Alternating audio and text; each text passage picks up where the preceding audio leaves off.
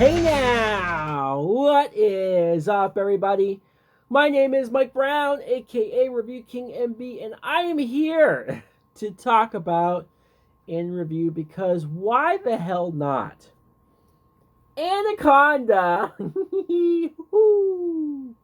Yes, this is a 1997 film that was directed by Louis Losa. I don't know. This is a movie that I definitely grew up on. I definitely watched a whole bunch of times because it came on TV at least once a week, maybe more. And I always would catch it in parts too. Like I'm sure I saw it in full at first, but like over the years it was always like I would see the middle and just watch it from there on. Another day I would see it at the end and just watch the end. Another day I would see it from the beginning and just decide to watch it. Like this is one of those movies that for some reason as a kid it would stop me to watch. Why? I don't know. Maybe it's because you have Jennifer Lopez, who's hot as hell in this movie. She plays this woman who is with a group of people. They're shooting this documentary of what it's like in the wildness and whatnot until they come across John Voight. We will get to him in a minute. And he is claiming that he can help them go back home and finish their thing. But really what he wants to do is he wants to use them because he wants to hunt this snake. And when I say snake, I'm talking about this giant size anaconda, deadly killer, and he wants to collect it for money. Yeah, this movie, look, am I going to sit here and tell you that this is a great film or a movie that deserves Oscars or a movie that like should be in your top 5 best films of all time? No, I'm not going to say that because that'd be ridiculous. But I have a whole lot of fun watching this. This movie is hilarious in, I don't know, maybe all the bad ways, but maybe they knew what they were doing. Maybe it's supposed to be the way that it is. I don't know. Jennifer Lopez, she is the lead in this movie, and I think she's good. She's fine.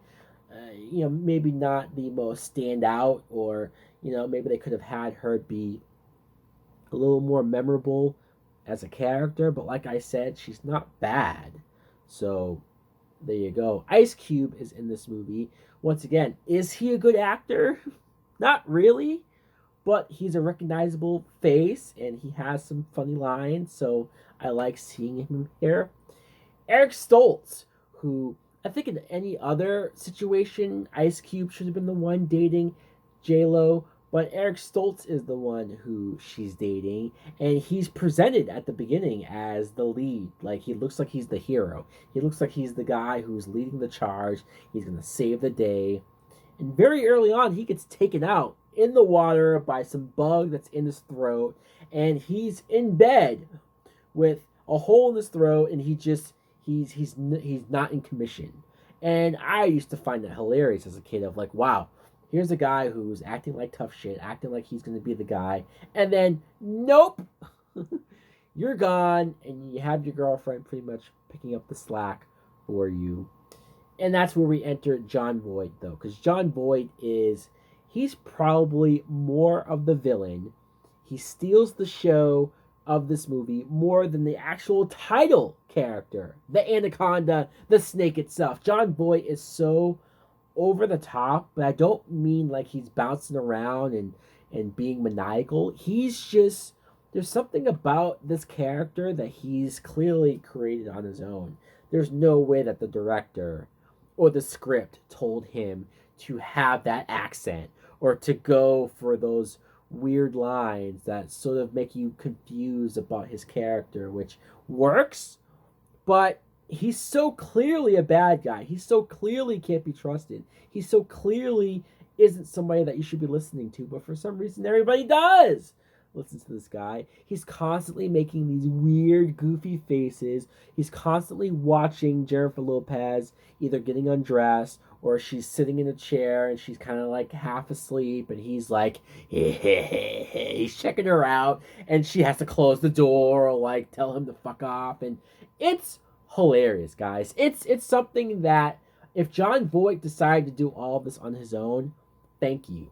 Thank you, because you probably made this movie originally just whatever to now infamous. Now something that, like, I love watching this movie, and I think I even recognized that as a kid, but could never articulate it like I do right now. Jon Voight steals the show. He has some creepy lines. He says some creepy things, but not just that.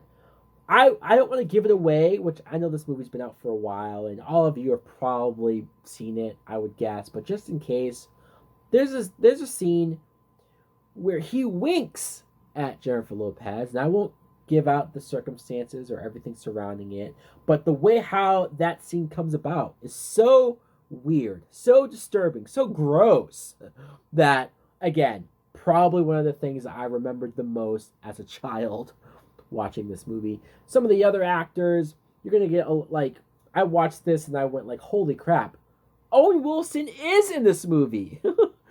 Who remembers that? Jonathan Hyde was in so many, probably every single 90s film that I grew up on. So again, sure, why not? And Danny Trejo, which I forgot, obviously, or when I was a kid, I didn't even know who Danny Trejo was. But now, so many years later, you see him in all these action movies and Machete and just a lot of films now. And when you go back and you see him at the beginning and he looks young and he looks like, but he doesn't, come on. He doesn't fight the snake. He doesn't blow it up like he should. If we could change around the cast a little bit, I would definitely have Danny Trejo stick around. Let's talk about the snake, though, because we've gone this whole review without talking about the snake. The snake is a little scary at times. The snake does have its moments of... I'm not comparing this movie to Jaws, don't get me wrong, but it does have those POV shots of him in the water, or him stalking his prey, or him viciously killing humans and wrapping them up and squeezing the life out of them, or twisting their necks out. Like, this is PG-13, and they get away with some pretty intense, pretty crazy kills, and I appreciated that.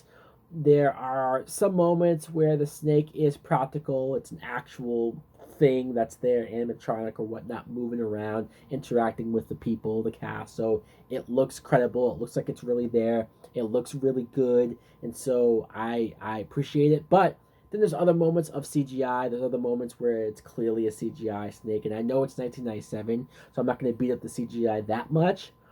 But it's noticeable in certain scenes.